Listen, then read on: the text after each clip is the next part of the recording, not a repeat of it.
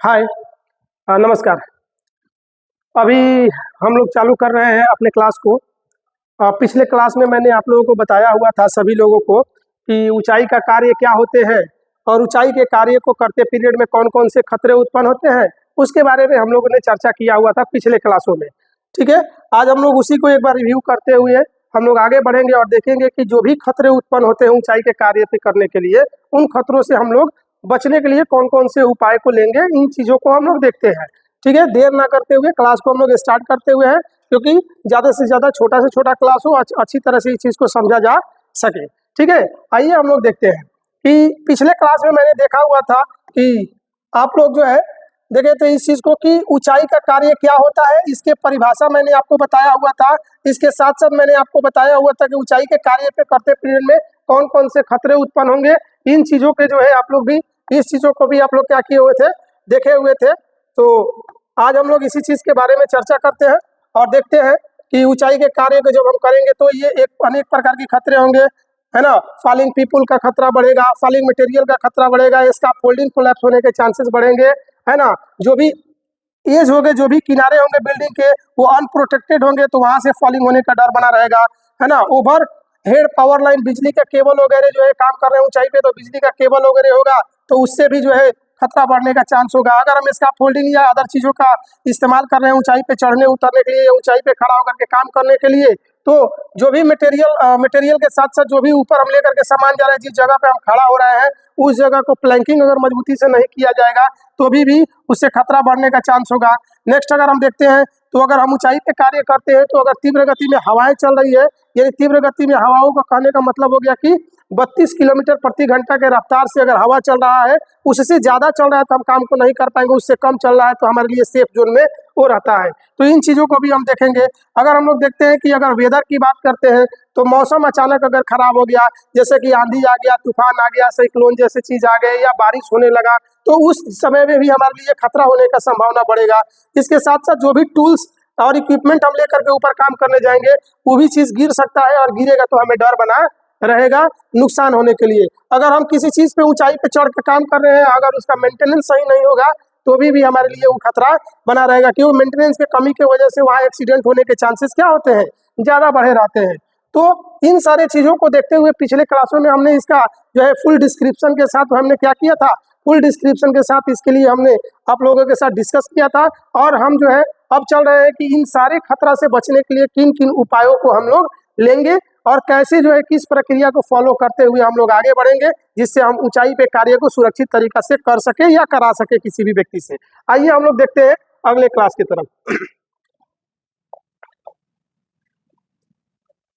आइए चलिए इसका हम लोग डिस्कशन करते हैं। ध्यान दीजिएगा कि आज हम लोग देखेंगे कि precaution of work at height, ऊंचाई पे कार्य करते पीरियड में कौन सी हमें सावधानियां बरतनी चाहिए। सबसे पहले अगर मैं बात करता हूं कि अगर आप ऊंचाई पे कार्य करने जा रहे हैं तो ऊंचाई पे कार्य करने जाने से पहले आपको क्या लेना होगा, permit to work by authorise person. सबसे पहले ये बात को ध्यान में रखिए कि किसी जगह पे कार्य करने आपको जाना होगा तो उस कार्य को करने से पहले यानी शुरू करने से पहले वो एरिया का जो भी इंचार्ज होंगे, उस एरिया का जो भी ऑथोराइज पर्सन होंगे, उनसे इजाज़त लेना होगा कि मैं आपके क्षेत्र में इस काम को करने जा रहा हूँ, क्या इसको किया जा सकता है कि नहीं किया जा सकता है। यह जो है एक पेपर वर्क के द्वारा होता है जिससे हम लोग बोलते हैं परमिट टू वर्क। क्या बोलते हैं जी, परमिट टू वर्क हम लोग इसको बोलते हैं। परमिट टू वर्क क्या होता है, मैं थोड़ा सा डिफिनेशन इसका देता हूँ, इसके बारे में बताता हूँ। परमिट टू वर्क एक प्रकार का लीगल डॉक्यूमेंट होता है जो हमें किसी भी कार्य को सुरक्षित तरीका से करने की अनुमति प्रदान करता है। उस परमिट में ये चीजें बताई गई रहती है कि इस कार्य को किस तरीका से करना है, इस कार्य को करते पीरियड में कौन कौन से खतरे उत्पन्न होंगे, इस कार्य को करने के लिए उस खतरा से निपटने के लिए कौन कौन से बचाव लेना पड़ेगा और कौन से उपकरण लेने पड़ेंगे, कौन कौन से पीपीई लेना पड़ेगा। ये सारे इंफॉर्मेशन उस परमिट के अंदर दिया गया रहता है और परमिट भरने के बाद ये सुपरवाइजर के हाथ में दे दिया जाता है ताकि सुपरवाइजर इस परमिट के माध्यम से काम को सुरक्षित तरीका से करा सके। ये चीज होगी। तो परमिट आपको लेना होगा और परमिट किसके द्वारा लेना होगा, एरिया के जो इंचार्ज होंगे, जो ऑथोराइज पर्सन होंगे, उन्हीं के द्वारा ये परमिट लिया जाएगा। ये लीगल डॉक्यूमेंट है, ये कोई आम डॉक्यूमेंट नहीं होता है कि किसी भी व्यक्ति से आप इशू करा लीजिए। इस बात को ध्यान रखिएगा।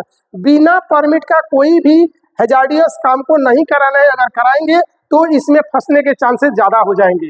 ठीक है, इस बात को ध्यान देते हैं। दूसरे चीजों के बारे में हम लोग देखते हैं। दूसरा चीज आइए कि only experiences person will do work who has height pass. केवल ऊंचाई पे कार्य कराते पीरियड में भाई साहब आप लोगों को क्या करना है कि जब भी आप ऊंचाई पे कार्य कराइए तो अनुभवी व्यक्ति से ही ऊंचाई पे कार्य कराइए, क्योंकि अनुभवी व्यक्ति को ये चीजें स्पष्ट पता होती है कि किसी भी कार्य को करने के लिए अगर गलत सिचुएशन आएंगे, गलत कंडीशन क्रिएट होंगे, तो वो अपने एक्सपीरियंस के बलबूते पे उस सिचुएशन को कंट्रोल करने का काम करते हैं और उस समस्या से आसानी से हल निकाल करके अपने आप को बचाने का काम करते हैं। क्योंकि मैं छोटा सा बात बताऊं कि अगर मान लीजिए कि कोई मटेरियल लिफ्टिंग शिफ्टिंग का काम कर रहा है या कोई पाइप इंस्टॉलेशन चल रहा है, क्या कोई स्ट्रक्चर इंस्टॉलेशन का काम चल रहा है और वो ऊंचाई पे हो रहा है, तो इंस्टॉलेशन करते पीरियड में बहुत सारे ऐसे नट बोल्ट होते हैं जो फंस जाते हैं, बहुत सारे ऐसे गैप होते हैं जिस गैप में मिला करके दूसरे पाइप को ला करके उस गैप में भी फिटिंग करना होता है, तो वो गैप मिस गैपिंग की वजह से वो ऊपर नीचे हो जाते हैं, जिसकी वजह से वो लोडिंग सस्पेंडेड लोड होते हुए भी वो फंस जाते हैं। तो वो उस जगह पे कोई नया वर्कर अगर रहेगा तो उस काम को कराते पीरियड में क्या होगा, वो नया वर्कर उस अनुभव को नहीं देखता है कि इस तरह के कंडीशन को हमें कैसे हल करना है, इस तरह के सिचुएशन को कैसे हमें कंट्रोल करना है। लेकिन अनुभवी व्यक्ति वही रहता है ना, तो वो क्या करता है कि इस चीज को देखता है और देखते पीरियड में वो क्या करता है कि उस सिचुएशन से संबंधित सारी समस्या को हल करने की उसके पास क्षमता होती है, क्योंकि वो काफी अनुभवी होता है और कंट्रोल करने के बाद उसको एकदम धैर्य पूर्वक उस सिचुएशन को कंट्रोल करके और उस कार्य को सही तरीका से करने का अंजाम देता है ना। तो आप लोगों को क्या करना होगा, केवल ऊंचाई पे कार्य करते पीरियड में अनुभवी व्यक्ति को ही चढ़ाना होगा। इसके साथ साथ एक और बात मैं आपको बता दूं कि ये शब्द जो आया हुआ है कि हु हैज हाइट पास, जिसके पास हाइट पास हो वही व्यक्ति ऊपर जाएगा। एक शब्द आप लोग पूछ सकते हैं या आप लोग को जानने की इच्छा जागृत होगी कि हाइट पास क्या होता है। तो हाइट पास एक प्रकार का छोटा सा मेडिकल टेस्ट होता है और मेडिकल टेस्ट होने के बाद एक पास बोले तो अथॉरिटी दिया जाता है कि यही व्यक्ति ऊपर जाएगा। देखिए ये होता कैसे है, किसी भी व्यक्ति को नॉर्मल मोड में खड़ा किया जाएगा और उसके नॉर्मल मोड में बीपी को नापा जाएगा या नॉर्मल चीजें उसकी शरीर फिटनेस को चेक किया जाएगा और तब उसको ऊंचाई पे चढ़ाया जाएगा। ऊंचाई पे चढ़ाने के बाद फिर उसको ऊंचाई से उतारा जाएगा। उतारने के बाद क्या किया जाएगा, फिर उसके बीपी को मापा जाएगा, फिर उसका नॉर्मल मेडिकल टेस्ट कराया जाएगा और दोनों टेस्ट रिपोर्ट को यानी दोनों रिपोर्ट को कंपैरिजन किया जाएगा। अगर ये फाइंड आउट किया गया कि पहले वाले रिपोर्ट से दूसरे वाले रिपोर्ट की अगर कंपैरिजन किया जाए तो 10 से 15% का अगर कुछ अंतर दिखता है तो बहुत बड़ा कोई घबराने वाली बात नहीं है, क्योंकि ऊंचाई पे चढ़ने पे उतना थोड़ा बहुत बीपी बढ़ता है घटता है, उससे कोई बात नहीं है। लेकिन अगर यही अंतर ज्यादा होता है तो उस व्यक्ति को ये देखा जाता है कि यह व्यक्ति ऊंचाई पे जैसे ही जा रहा है तो इसको डर लग रहा है, भय बना रहा है, इसको गिरने का डर है, यानी इसकी जो है घबराहट बन रही है, इसका बीपी बढ़ रहा है, मतलब कि यह व्यक्ति ऊंचाई पे कार्य करने के लिए सुरक्षित नहीं है। इसलिए उसको गेट पास नहीं बनाया जाता है और गेट पास नहीं बना करके क्या किया जाता है, गेट पास बोले हाइट पास नहीं बनाया जाता है और हाइट पास नहीं बना करके उसको ऊंचाई पे कार्य करने की अनुमति नहीं दिया जाता है। और जो व्यक्ति का नॉर्मल चीज रहता है उसको ऊंचाई पे कार्य करने के लिए पास बना करके अथॉरिटी के द्वारा अनुमति दिया जाता है कि आप ऊंचाई पे कार्य को कर सके, है ना। तो इस चीजों को देखिएगा। नेक्स्ट हम लोग बात करते हैं कि अगर हम नेक्स्ट चीजों की बात करें थोड़ा सा, तो आइए अब हम लोग क्या करेंगे, तीसरा स्टेप क्या करेंगे, जिस एरिया में अगर आपको ओवर गेट हाइट करना है उस एरिया को क्या करेंगे, बैरिकेशन करा देंगे, घेराबंदी करा देंगे, ताकि अनवांटेड पर्सन उस एरिया के अंतर में ना आए और नहीं आए तो उसके ऊपर किसी भी प्रकार के खतरा होने की संभावना ना उत्पन्न हो। नहीं तो क्या होगा, कोई भी व्यक्ति अगर काम को करने जा रहा है, कोई भी व्यक्ति इधर जा रहा है उधर जा रहा है, उस रास्ते से आ रहा है जा रहा है, मटेरियल ले करके जा रहा है ले करके आ रहा है, तो उस व्यक्ति को क्या होगा, मान लीजिए कि ऊपर हम काम कर रहे हैं, कोई भी इक्विपमेंट टूल्स लेकर के हम गए हुए हैं, कोई सामान छूट गया, हैमर छूट गया, सीजल छूट गया, स्क्रू ड्राइवर छूट गया या अदर चीजें छूट गई और छूटने के उपरांत कल वो नीचे आई और नीचे आने के बाद उस व्यक्ति के सिर पे गिर गया, शरीर पे गिर गया, तो उस व्यक्ति की जान जाने की संभावना ज्यादा बने रहेगी। इसीलिए उस एरिया को हम लोग क्या करेंगे, घेराबंदी करा देंगे, बैरिकेड करा देंगे, जिसके वजह से अनवांटेड पर्सन उसके अंदर प्रवेश ना करें। इस बात को ध्यान में रखेंगे, ठीक है। अब हम बात करते हैं चौथे पॉइंट के बारे में। तो ये है प्रॉपर मैंडेटरी पीपी। क्या करना होगा, ऊंचाई पे कार्य करते पीरियड में जो भी पीपीई का रिक्वायरमेंट होगा वर्कर को, सिचुएशन के हिसाब से, कंडीशन के हिसाब से जो भी पीपीई की जरूरत होगी उस वर्कर को प्रॉपर पीपीई पहना करके, प्रॉपर पीपीई दे करके ही ऊंचाई पे काम करने के लिए भेजेंगे। अन्यथा अगर वो पीपीई को पूरी तरह से नहीं पहनेगा तो खतरा उत्पन्न होने की चांसेस बना रहेगा। इस बात को भी हमें ध्यान देना होगा। ठीक है, आइए नेक्स्ट के बारे में हम लोग बात करते हैं। तो क्या करेंगे कि use proper fall protection system which is requirement.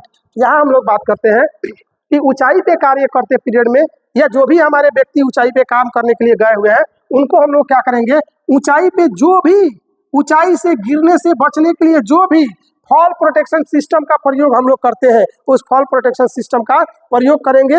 जैसा वहाँ का सीन होगा, जैसा वहाँ का सिनेरियो होगा, जैसा वहाँ का सिचुएशन होगा, उस चीज को देखते हुए जो रिक्वायरमेंट है वहाँ पे तो उसका हम लोग प्रयोग करेंगे। थोड़ी सी मैं बात कर लेता हूँ फॉल प्रोटेक्शन सिस्टम के बारे में।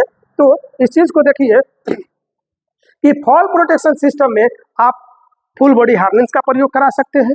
फॉल प्रोटेक्शन सिस्टम में आप देखेंगे फॉल अरेस्टर सिस्टम का प्रयोग करा सकते हैं, आप लाइफलाइन का प्रयोग करा सकते हैं, नेट का प्रयोग करा सकते हैं, सेफ्टी नेट का प्रयोग करा सकते हैं, या आप जो है गार्ड्रिल वगैरह का प्रयोग करा सकते हैं। जैसे मान लीजिए कि किनारा खुला हुआ है तो वहाँ फॉल प्रोटेक्शन में हम लोग गार्ड्रिल का प्रयोग करा सकते हैं। मान लीजिए कि ऊंचाई पे काम करें तो नेट का प्रयोग करा सकते हैं, सेफ्टी बेल्ट यानी फुल बॉडी हार्नेस का प्रयोग करा सकते हैं। डबल लेनियार्ड वाला सेफ्टी बेल्ट का प्रयोग कराना है, सिंगल लेनियार्ड का नहीं कराना है, इस बात को ध्यान में रखिएगा। ठीक है, तो फॉल प्रोटेक्शन सिस्टम को जो है हम लोग क्या करेंगे, जैसा सीन होगा वैसा हम लोग प्रयोग करेंगे। क्लियर है, कोई दिक्कत? आइए नेक्स्ट हम लोग चलते हैं, नेक्स्ट की तरफ एक बार बात करते हैं फिर से कि provide good training for safe working.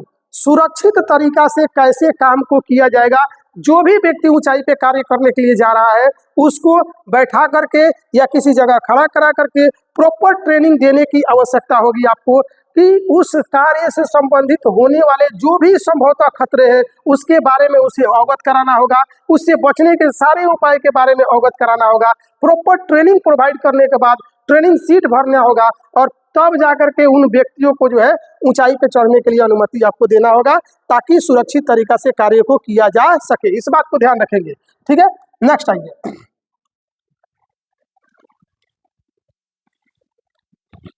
आते हैं नेक्स्ट देखते हैं कि प्रॉपर सुपरविजन शुड बी दिया। जिस जगह पे ऊंचाई का कार्य हो रहा है भाई साहब उस जगह पे आपको ये बात ध्यान देनी होगी कि हमें एक सुपरवाइजर को रखना होगा जो वहां पे प्रॉपर सुपरविजन कर सके, गहराई से उस चीज को देख सके। जो भी बंदा ऊपर की ओर काम करने गया है उस तरह का वो जो है सुपरविजन कर सके और सुरक्षित तरीका को कार्य करा सके। ऐसा सुपरविजन वहां नहीं होनी चाहिए या ऐसा सुपरवाइजर नहीं होना चाहिए जो उस काम को करने में क्षमता नहीं उसके पास बन पाए, वो दक्षता नहीं रख पाए या उस काम को कराने में वो समर्थ नहीं हो पाए। नया सुपरवाइजर होगा तो अनुभवी नहीं होगा तो वो गलत काम करा देगा। या ऐसे सुपरवाइजर को नहीं रखना है जो केवल वर्करों से मजाक करता रहे या फोन पर लगा रहे। अगर वो फोन पर लगा रहेगा, मजाक करता रहेगा तो जो क्रिटिकल काम है उस काम की तरफ वो ध्यान नहीं दे पाएगा, उतने देर में घटनाएं घट जाएगी। तो इस चीज को आप लोगों को देखना होगा कि जो भी वहाँ पे सुपरवाइजर लगाएंगे, है ना, जो भी सुपरवाइजर लगाएंगे वहाँ पे अनुभवी सुपरवाइजर लगाएंगे, एक्सपर्ट सुपरवाइजर लगाएंगे और ऐसे सुपरवाइजर जो ध्यान केंद्रित को करके उस काम को कराने में सफलता हासिल करे। इस बात को भी ध्यान देना होगा। ठीक है, नेक्स्ट आगे आते हैं। अब हम लोग क्या करेंगे कि जिस एरिया में हमारा वर्केट हाइट का काम चल रहा है उस एरिया में एगो साइन बोर्ड लगा देंगे। इस बात को ध्यान दीजिएगा। साइन बोर्ड क्या होता है कि कम्युनिकेशन का ये एक भाग होता है। साइन बोर्ड ये बताता है कि यहाँ पे XYZ कार्य हो रहे हैं और वो एक मैसेज देने का काम होता है। देखिए कंपनी में बहुत सारे प्रकार के वर्कर होते हैं। कुछ ऐसे वर्कर होते हैं जो पढ़े लिखे हैं, कुछ वर्कर होते हैं जो कम पढ़े लिखे होते हैं, कुछ वर्कर ऐसे होते हैं जो पढ़े लिखे नहीं होते हैं। तो अगर हम लोग लिख करके कोई पोस्टर टांगते हैं, लिख करके कोई पोस्टर लगाते हैं तो सभी लोग पढ़ नहीं ना पाएंगे जी। तो वैसे वर्कर को क्या करना है, पोस्टर नहीं लगाना है, सॉरी वैसे वर्कर को लिखे हुए पोस्टर से नहीं, जबकि एक ऐसे बैनर लगाएंगे कि लगे कि ऊंचाई पे काम हो रहा है। उस पोस्टर को देख करके ये वो स्पष्ट कर ले कि इसके अंदर हमें नहीं जाना है या यहाँ की जगह से हमें सावधान होना है ताकि हम बच सके और सुरक्षित रह सके। साइन बोर्ड लगाना है जिससे आने वाले जाने वाले व्यक्ति, विजिटर, गाड़ी जो भी चीज है उसको ये दिखाई दे सके कि यहाँ पे ऊंचाई का कार्य हो रहा है जिससे हम बच सके। ठीक है, तो इन चीजों के ऊपर भी आपको ध्यान देना होगा।